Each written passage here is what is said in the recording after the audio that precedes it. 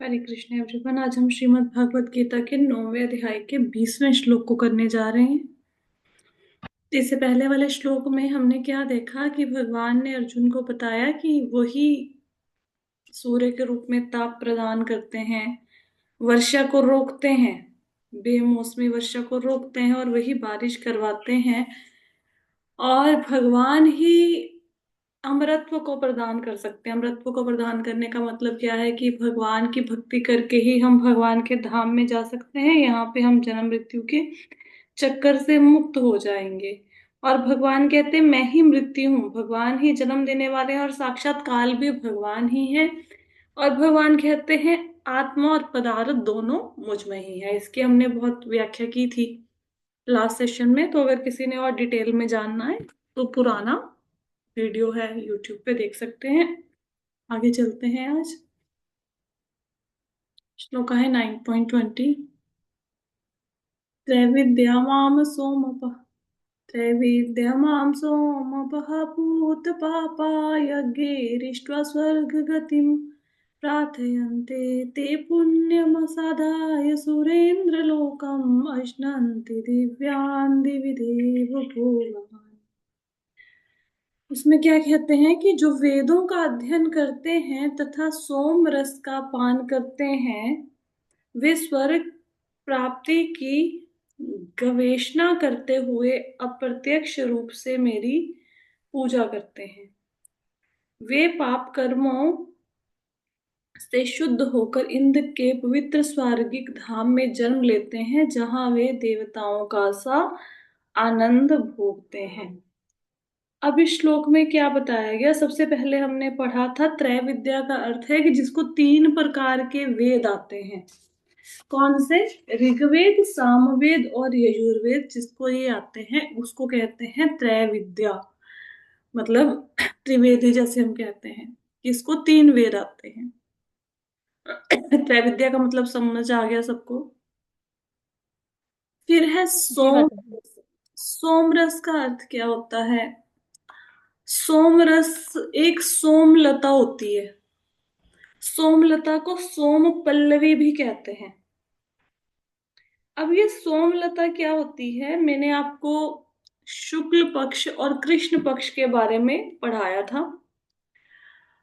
जैसे शुक्ल पक्ष में क्या होता है कि चंद्रमा अ, अमावस्या से पूर्णिमा की तरफ जाता है, रोज थोड़ा थोड़ा थोड़ा थोड़ा चंद्रमा बढ़ता जाएगा, उसको कहते हैं शुक्ल पक्ष। और कृष्ण पक्ष किसको कहते थे? कृष्ण पक्ष कहते थे पूर्णिमा से अमावस्या तक को। मतलब चंद्रमा रोज थोड़ा थोड़ा थोड़ा थोड़ा घटता जाएगा और अमावस्या तक बिल्कुल दिखाई नहीं देगा। तो ये होते हैं शुक्ल पक्ष और कृष्ण पक्ष। तो जो सोमलता है, शास्त्रों में वर्णित है कि ऐसी लता है कि जैसे ही चंद्रमा बढ़ेगा, शुक्ल पक्ष आएगा, तो शुक्ल पक्ष में इस लता से एक एक पत्ता निकलता रहेगा। डेली एक पत्ता निकल जाएगा। मतलब उगाएगा, निकल जाएगा मतलब गिरना नहीं, उगाएगा। तो 15 दिनों में 15 पत्ते इस लता के उग जाएंगे, प्लांट से बाहर आ जाएंगे, 15 लीव्स। और जब कृष्ण पक्ष शुरू होगा तो एक एक पत्ता गिरता जाएगा और अमावस्या तक सारे पत्ते गिर जाएंगे। इसको कहते हैं सोमलता। अब जो लोग वेदों का अध्ययन करते हैं, ये सामवेद, ऋग्वेद, यजुर्वेद का, वो देखते हैं कि भाई इसमें यज्ञ लिखे हैं। उनको पता लगता है कि अच्छा, यज्ञ करने से तो आ, मतलब यहाँ पे तो पृथ्वी पे हम थोड़ा सा भोग भोग रहे हैं, उसके लिए भी पैसे देने पड़ते हैं। अगर किसी को बाहर जाके कुछ चाट पकौड़ी खाना है तो पैसे देने पड़ेंगे ना। घर गाड़ी अच्छा चाहिए तो पैसे देने पड़ेंगे, है ना। अब पत्नी सुंदर मिली नहीं मिली, अब उसी के साथ रहना है। और लेकिन जो स्वर्ग में, अब यहाँ पे तो आयु भी कितनी है, 70-80 साल की आयु रह गई है आजकल। जब वो देखते हैं वेदों में कि स्वर्ग में तो बहुत इंजॉयमेंट है, वहां तो इतनी सारी अप्सराएं हैं, जितना मर्जी भोगो, जितना मर्जी खाओ पियो, कोई पैसे भी नहीं देने पड़ते हैं। वहां पे नंदन कानन वन है, वहां वो पार्क है, वहां पे घूमो, खाने पीने की बड़ी मौज है वहां पे। तो फिर वो क्या करते हैं, आ, वो सोचते हैं कि पृथ्वी के भोग तो बड़े कम है, हम स्वर्ग में जाके स्वर्ग के भोगों को भोगेंगे। कौन सोचते हैं ये? त्रय विद्या, मतलब जिन्होंने तीन वेद पढ़े हैं, वो लोग जिनको वेदों का ज्ञान है बेसिकली। तो वो क्या करते हैं, वो यज्ञ करते हैं। हम्म, किसको प्रसन्न करने के लिए? देवताओं को प्रसन्न करने के लिए वो यज्ञ करते हैं। अब जब यज्ञ करते हैं तो ये जो सोमलता है, ये सोमलता का रस उस यज्ञ में रखा जाता है। हम्म, सोमलता का। अब वो वैदिक मंत्रों के उच्चारण द्वारा यज्ञ करते रहेंगे, और उस यज्ञ को जो सोमलता का जल वहां पे रखा, रस वहां पे रखा, उसको मंत्रों के द्वारा अभिमंत्रित कर देते हैं। आपने कभी मंत्रों के द्वारा अभिमंत्रित जल देखा है किसी ने? देखा है किसी ने मंत्रों द्वारा अभिमंत्रित जल? नहीं देखा। नहीं आ, देखा।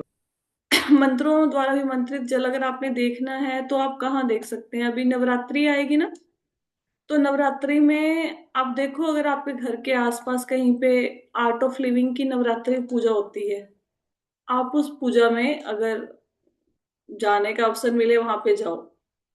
वहां पे वो क्या करते हैं, वहां पे वो ना एक कलश रखते हैं देवी के सामने, जल से भर के। और वो कलश कोई भी उठा सकता है, मतलब छोटा सा कलश समझते हैं ना, छोटा सा घड़ा टाइप। तो वो जल से भर के रख देते हैं और उसको कोई भी उठा लेगा, वो बड़ा ऐसा बहुत भारी नहीं होता। फिर वो नवरात्रि में वहां पे 6-7 दिन पूजा करते हैं। वहां पे वो होता है, हवन इत्यादि होता है, यज्ञ होता है। उसके लिए साउथ से ब्राह्मण बुलाए जाते हैं। तो फिर वो ब्राह्मण आके यज्ञ करेंगे, और वो जो कलश रखा होता है उसके सामने, वो अभी लुधियाना में जो लोग रहते हैं वो देख सकते हैं जाके, ये ज्ञान मंदिर है ना बुद्धवाल में, वहां पे ये यज्ञ होगा अभी, नवरात्रि आएगी तो। फिर जब आखिरी दिन होता है तो क्या होता है, जो वहां पे यज्ञ में बैठता है, यजमान बन के या पता नहीं पुरोहित बन के बैठता है, आई डोंट नो एग्जैक्टली। तो उसको वो कलश उठा के परिक्रमा करनी होती है पूरे, मतलब एक जैसे क्या बताऊं, छोटी सी हट बनाई होती है, वहां पे देवी को स्थापित किया जाता है और फिर वहां पे उसकी परिक्रमा करनी होती है। तो वो मतलब यज्ञ के बाद, 5-6 दिन की पूजा के बाद, वो इतना भारी हो जाता है कलश कि उसको ना बहुत मोटे मोटे लोग पकड़ते हैं वहां पे। और फिर वो उसके सिर पे होता है वो कलश, और वो बंदा गिरता है, सबको ऐसा लगता है कि कलश को लेके पूरा मतलब थोड़ा सा तो रास्ता होता है, ऐसे छोटी सी हट होती है, उसको घूमना ही तो होता है, उसकी परिक्रमा करनी होती है। उसको इतने मोटे मोटे लोग पकड़ के लेके जाते हैं, और उसका सिर ऐसे चकराता है, उससे वो उठाया नहीं जाता, वही कलश जो कि शायद एक बच्चा भी उठा ले, इतना भारी हो जाता है, क्योंकि उसमें मंत्रों की शक्ति डाल दी जाती है। इसको कहते हैं अभिमंत्रित करना, मंत्रों के द्वारा जल को अभिमंत्रित करना।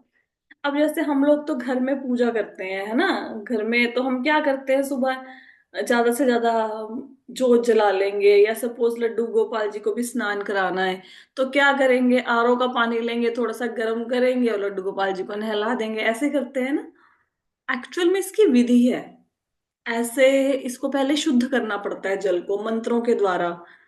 कुछ मुद्राएं बनती हैं, उन मुद्राओं के द्वारा जल को शुद्ध किया जाता है, अभिमंत्रित किया जाता है। फिर वो अभिमंत्रित जल जो है, वही उसी से आप भगवान की पूजा करते हैं। और मंदिर में वो जल, आप कई बार देखा होगा, पूरा पुजारी जी आपके हाथ पे एक जल रखते हैं, फिर आप उससे आचमन करते हैं या हाथ धोते हैं, वो अभिमंत्रित जल होता है। हम्म। तो जल को पहले अभिमंत्रित किया जाता है, उसकी एक विधि है, वो आप सब लोग सीख सकते हो। ऐसी कोई बात नहीं है कि आप लोग नहीं सीख सकते, कुछ मंत्र होते हैं, कुछ मंत्रों का उच्चारण होता है, कुछ हाथों से कुछ मुद्राएं बनती हैं।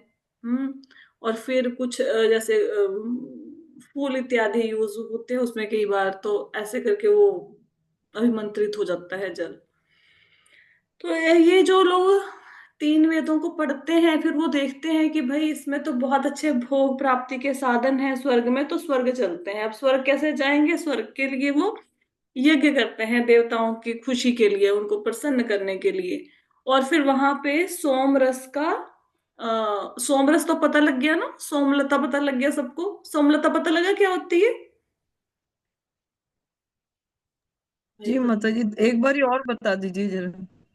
सोमलता क्या होती है? सोमलता को सोम पल्लवी भी कहते हैं, इसका वर्णन शास्त्रों में मिलता है। सोमलता कैसे होती है कि जैसे आपको पता है ना, चंद्रमा पूर्णिमा तक बढ़ता जाता है उसका साइज, और जब अमावस्या आएगी उसका साइज कम होता रहेगा। तो शुक्ल पक्ष का चंद्रमा बढ़ता है, कृष्ण पक्ष का चंद्रमा कम होता है। तो ये जो लता है, जैसे जैसे मतलब शुक्ल पक्ष आएगा, जैसे शुक्ल पक्ष में चंद्रमा थोड़ा थोड़ा थोड़ा थोड़ा बढ़ता है ना हर रोज, ऐसे ही इस लता पर एक एक पत्ता आ जाता है। 15 दिनों में इस लता पर 15 पत्ते आ जाते हैं।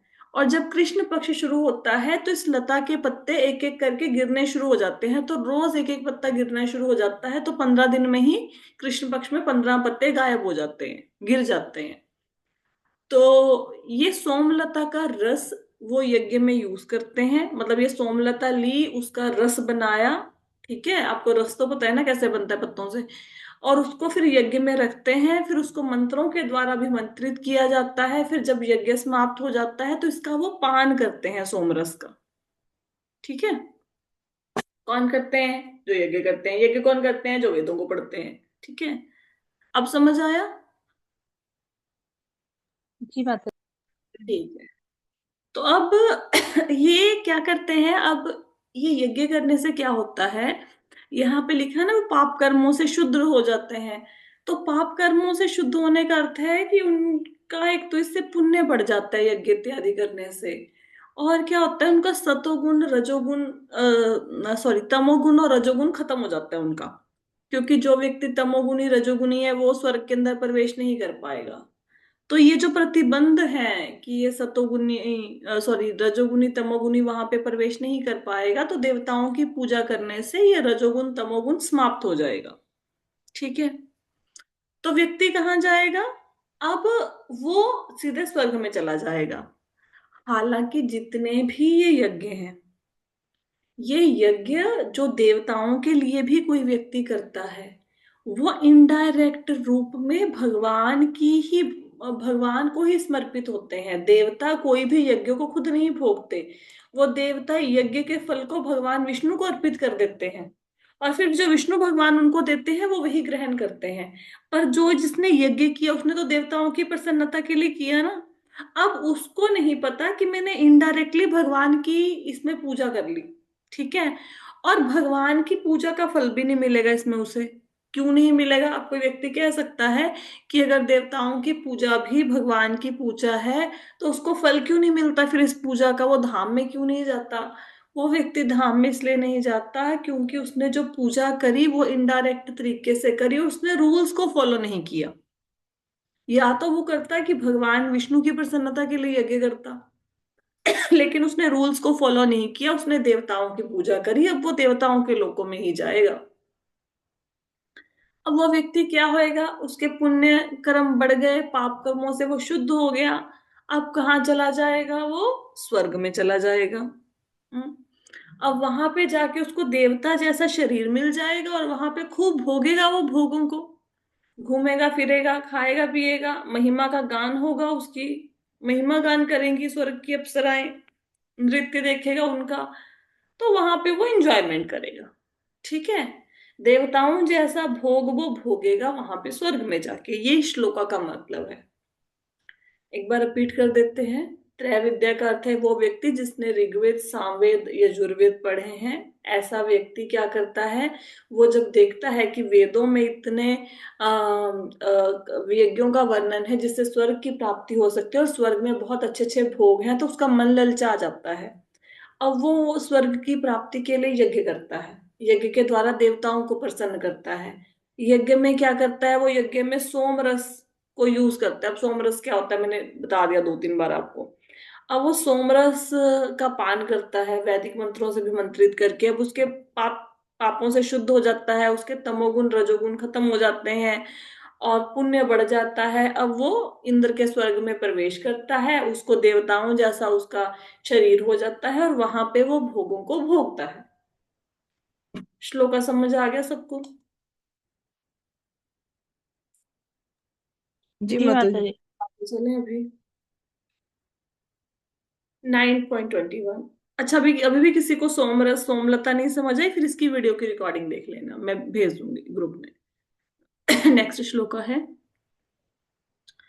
तेतम भुक्त्वा स्वर्गलोकम विशालम क्षीणे पुन तेतम भुक्त्वा स्वर्गलोकम विशालम क्षीणे पुण्यमृतमर्त्यलोकम विशन्ति एवं त्रिधर्मम् अनुप्रपन्ना गतां गतं काम कामा लभन्ते। इस प्रकार जब वे उपासक विस्तृत स्वर्गिक इंद्रिय सुख को भोग लेते हैं और उनके पुण्य कर्मों के फल क्षीण हो जाते हैं, तो वे मृत्यु लोक में पुनः लौट आते हैं। इस प्रकार जो तीनों वेदों के सिद्धांत में दृढ़ रहकर इंद्रिय सुख की गवेषणा करते हैं, उन्हें जन्म मृत्यु का चक्कर ही मिल पाता है। अब क्या हुआ, ये व्यक्ति गया वहां पे स्वर्ग में। अब स्वर्ग में कितनी देर तक रहेगा? जितनी देर तक उसके पुण्य कर्म क्षीण नहीं हो जाते। हम्म? अब पहले तो व्यक्ति को ये नहीं पता होता कि भाई जो मुझे ये फायदा मिला है ना, स्वर्ग के मैं आनंद को लूट रहा हूँ, ये देवताओं ने नहीं दिया मुझे, दिया तो मुझे भगवान ने है। देवता तो बीच में सिर्फ एक बिचौलिए का काम कर रहे हैं। जैसे सपोज किसी ने बैंक से लोन ले लिया और कोई सरकार की नीति आई और सरकार ने सबके लोन माफ कर दिए। अब कई बार हम लोग मैनेजर को बड़ा मतलब सत्कार देते हैं कि भाई आपने हमारा लोन माफ करवा दिया। एक्चुअली मैनेजर ने लोन माफ नहीं करवाया, वो सरकार ने नीति बनाई, उसकी वजह से लोन माफ हुआ है। या फिर कई बार हाउसिंग लोन वगैरह करवाते हैं लोग, घर बनाने के लिए लोन लेते हैं, तो उसका लोन पास होके अकाउंट में आ जाता है। तो जो कोई एजेंट लोन करवाता है वो अपनी फीस मांगता है, या फिर ऐसे ही कि भाई हमें कुछ चाय पानी दो या कुछ भी करो। या पुलिस डिपार्टमेंट ने किसी का कोई केस सॉल्व कर दिया, फिर वो बोलेंगे ना कि हमें चाय पानी दो भाई, हमें कुछ दो, हमने आपका काम करवाया है। Actually that is their responsibility, है ना। और जो भी वो लाभ दे रहे हैं वो स्वयं नहीं दे रहे हैं। अगर किसी का लोन पास हुआ है तो मैनेजर ने जेब से पैसे नहीं दिए हैं, उसको बैंक ने सैंक्शन किया है। बेसिकली लोन सैंक्शन करने के पीछे बैंक है। इसी प्रकार वो व्यक्ति जो स्वर्ग में गया, देवताओं ने अपनी तरफ से कोई उसको भोग नहीं दिए हैं। देवताओं ने भगवान के वो बिचौलिए हैं, भगवान के इंटरमीडियरीज हैं। तो भगवान से ही लेके वो भोगों को प्रदान कर रहे हैं उस बंदे को जो स्वर्ग में गया, लेकिन उस व्यक्ति को पता नहीं है ऐसा। अब वो व्यक्ति वहां पे जाता है स्वर्ग में, खूब भोगों को भोगता है, लेकिन जब उसके पुण्य फल खत्म हो जाते हैं तो वो क्या करता है?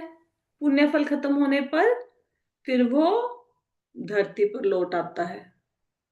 कैसे लौट आता है? हमने पढ़ा था ये। याद है कैसे लौट के आता है धरती पर किसी को? हाँ माता जी, वर्षा के थ्रू नीचे जमीन पे आएगा, फिर अन्न हाँ, होगा। एग्जैक्टली। तो व्यक्ति सबसे पहले क्या करता है?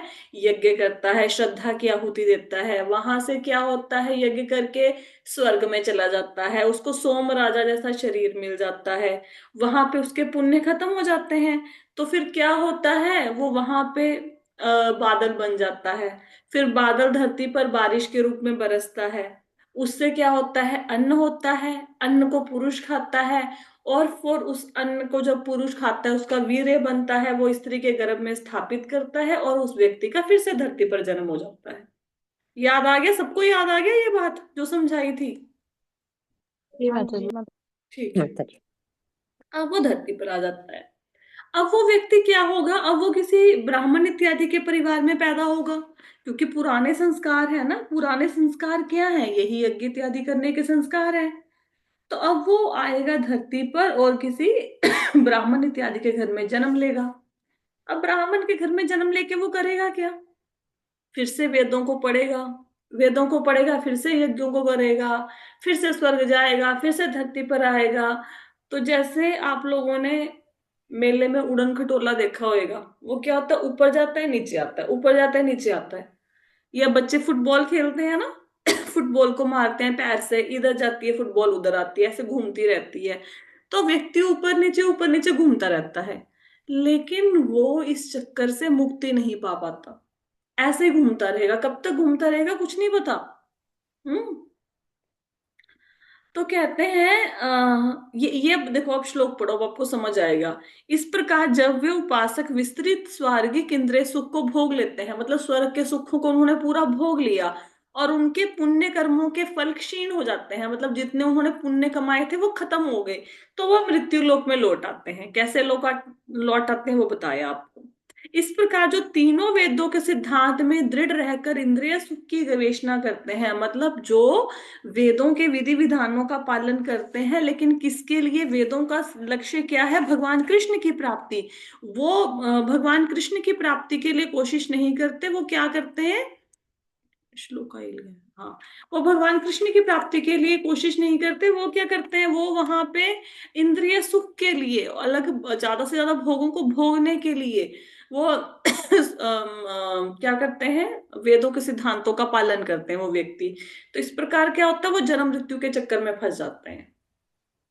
ठीक है, उनका उद्धार नहीं हो पाता, बस ऊपर नीचे घूमते रहेंगे। हो सकता है कोई भगवान का भक्त मिल जाए, भगवान की कृपा हो जाए, तो वो भगवान की भक्ति में लगे, उनका उद्धार हो जाए, नहीं तो ऐसे ही ऊपर नीचे आते जाते रहेंगे। ठीक है, इसलिए जो देवता हैं, स्वर्ग में उनको अपनी गलती का एहसास हो जाता है कि कहाँ फंस गए हैं स्वर्ग में, इससे अच्छा मनुष्य बन जाते और मनुष्य बनकर भगवान की भक्ति करते और भगवान के धाम में चले जाते। अब तो बीच में लटक गए, ना इस पार ना उस पार। जो भगवान राम हैं, वो अयोध्या के निवासियों को कहते हैं कि बड़े भाग मानुष तन पावा, सुर दुर्लभ सब ग्रंथ नहीं गावा। इसका अर्थ क्या है, भगवान राम अयोध्या के वासियों को कहते हैं कि अयोध्या वासियों, आपका जीवन धन्य है कि आपको मानव का जन्म मिला है, ये मानव का जीवन बहुत दुर्लभ है, और देवता भी इसकी इच्छा करते हैं। देवता भी चाहते हैं कि हम मनुष्य रूप में जन्म लें। देवताओं की भी मनुष्य की योनि नहीं मिलती, हम जिस जीवन को व्यर्थ गवाए जा रहे हैं ऐसे ही। हम्म? तो मानस मानुष देह को दुर्लभ कहा गया है, लेकिन गवा ही रहे हैं। इतनी जो उम्र है, जब तक भक्ति में नहीं आए, वो बेकार ही चलेगी सारी। आप देखो जीवन में पीछे मुड़ के। हम्म। और ये भी देखो कि चलो हम लोग तो भगवत गीता पढ़ रहे हैं, तो मन में इच्छा तो है ना कि कम से कम जन्म मृत्यु के चक्कर से मुक्त हो जाएं, इतना पता तो है ना कि हम आत्मा है, भगवान के सेवक हैं।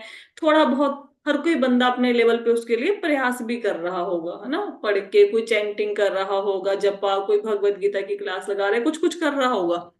आसपास नजर दौड़ाओ, कोई ऐसा बंदा नहीं है जिसको जन्म मृत्यु के चक्कर में वो फंसा हुआ है, ये टेंशन है, किसी को टेंशन नहीं है। ठीक है, क्या टेंशन है कि ऑफिस में लेट ना पहुंच जाएं, या मैंने प्रोडक्शन कर ली, मेरे माल को कौन खरीदेगा, या आज काम वाली नहीं आई, काम वाली काम छोड़ के चली गई, नई काम वाली नहीं मिल रही है, बच्चों के एग्जाम की टेंशन हुई पड़ी है, हाँ, किसी को रिलेशनशिप की प्रॉब्लम हुई पड़ी है, बनती नहीं है आपस में, किसी की नौकरी नहीं लग रही, किसी को नहीं पता कि जन्म मृत्यु के चक्कर से मुक्त होना है, ये सबसे बड़ी टेंशन है, कोई ये क्वेश्चन ही नहीं पूछता। और आप जरा जाके पूछ के देखो, किसी को गली मोहल्ले में किसी के पास जाओ और उसको बोलो कि बहन आज मैं तुमसे मिलने आई हूँ, और उससे बोलो कि तुम्हें पता है हम जन्म मृत्यु के चक्कर में फंसे हुए हैं, आपको चाय भी नहीं पिलाएंगे, भगा देंगे अपने घर से, और बोल देंगे कि नेक्स्ट टाइम से इनको घर में घुसने मत देना। Nobody is ready to listen to these things, कोई बंदा जीवन में इन बातों को सुनना भी नहीं चाहता। मतलब प्रयत्न तो क्या करना है, भोगों की ना, चैतन्य महाप्रभु बताते हैं जो भोगों की प्रवृत्ति है उसका सबसे मतलब प्रवृत्ति कहते हैं ना, भोगों को भोगने की इच्छा, ये इतनी खतरनाक है कि ये हमारी चेतना को ढक देती है। और व्यक्ति को ये भी नहीं पता चलता कि जो मैं सारा दिन काम कर रहा हूँ ये मुझे जन्म मृत्यु के चक्कर में बांधे जा रहे हैं। पता ही नहीं चलता, चेतना ही पूरी ढक लेते हैं। जैसे सपोज करो, अब यहाँ पे आप सब लोगों ने कभी मूवीज देखी होंगी। खैर अभी तो हो सकता है देखनी बंद कर दी हो जिन्होंने इसको इत्यादि को ज्वाइन किया, लेकिन हो सकता है देखते भी हो अभी, या अभी नहीं देखी तो पहले तो कभी देखी होंगी। आप ये बताओ, जब हम थिएटर में मूवी देखने जाते थे तो 3 घंटे कब पास हुए क्या पता चलता था? टीवी में देखी होगी, थिएटर में नहीं गए होंगे, पता चलता था कि 3 घंटे कैसे निकल गए। ये नहीं पता लगता। ये जो टीवी पे शो चलते हैं बच्चों के, ये बिग बॉस का शो है, और है ये इंडियन आइडल का चैलेंज है, इनके फिनाले होते हैं, 4 4 घंटे के होते हैं, पता चलता है टाइम का? पता ही नहीं चलता, है ना। और यही अगर अनाउंस कर दूं मैं यहाँ पे कि आज भगवत गीता की क्लास 3 घंटे की होगी, और हम दर्शन के ऊपर चर्चा करेंगे या फिलोसफी के ऊपर चर्चा करेंगे, कोई बीच में कथा कहानी नहीं होएगी, भाग जाएंगे सब लोग, घड़ी देखते रहेंगे। होता है ऐसा कि नहीं होता बताओ? जब चैंटिंग करते हो तो पता नहीं चलता कि इतना टाइम बीत गया, इतना टाइम बीत गया, माला तो वहीं की वहीं खड़ी है, 16 पूरी ही नहीं हो रही है, अच्छा इतनी देर हो गई, अभी तक 4 माला ही हुई है, कब खत्म होंगी? ऐसा होता नहीं है बताओ? होता है माता जी, होता है। है ना? अभी इतने ऐसे भक्त नहीं बने हम भी। वो कोई रस ये थोड़ा ना। होता है कि एक घंटा हो गया तो कितनी हो गई। हाँ, 1 घंटा हो गया कितनी होगी, और अगर भागवतम खोल लो तो यही देखते रहते हैं चैप्टर कब खत्म होगा, कितने पेज रह गए। गीता खोलो उसमें यही हाल है। अच्छा कोई श्लोक पढ़ने लग जाओ, अच्छा कब याद होगा, याद हो जाता तो लगता है चलो ठीक है, खेड़ा छुटे कि काम निपटे है भी। मतलब कितनी दूषित हो गई है चेतना हमारी, देख पा रहे हो कितनी दूषित। और यही बोल दे कोई कि किसी की चुगली निंदा करनी है या बाजार में जाके शॉपिंग करनी है, मैं कहती हूँ पता भी नहीं चलेगा। कभी शॉपिंग करने जाते हैं 5 6 घंटों के बाद जब 8 10 लिफाफे लेके घर में आते हैं, कुछ थकावट का भी एहसास नहीं होता, कुछ कुछ नहीं, मतलब we are enjoying, we very माता हैप्पी। जी, जब आप कथा सुनाते हैं तब तो बहुत अच्छा लगता है, चाहे 1 घंटे की ले लो। वो अच्छा इसलिए लगता है क्योंकि उसकी कह रहे हो। एक्चुअली क्या होता है ना, इस कथा के बीच में वो एक्स्ट्रा स्टफ डाला जाता है ताकि आप लोग बने रहें। जैसे आज की कथा में, मैं आपको सही बात बताऊं, आज की कथा में सबसे इंटरेस्टिंग आपको क्या लगा बताओ? क्या अच्छा लगा आज की कथा में, क्या क्या चीज सुनी जो अच्छी लगी अब तक की उसमें भगवत गीता में आज की क्लास में, बताओ? पता है, मैं बताऊं क्या अच्छा लगा होगा? ये सोमलता, सबको बड़ा मजा आया होगा सुन के, है ना? हाँ जी माता जी, सही कह रहे हो। ये सोमलता का बदले, अरे सिर में मारना है सोमलता को, क्या लेंगे फूलों में, बालों में सजाना है सोमलता को, क्या करना है? कुछ नहीं करना है सोमलता का, एक्चुअल में अच्छा और क्या। ये भी पता लग गया क्या माता जी, ये भी पता लग गया कि मतलब जो इस तरह से यज्ञ के सिद्धांतों में करते हैं, फिर वो ऐसे ही दोबारा फिर धरती पे आ जाते हैं, ये भी पता लगा।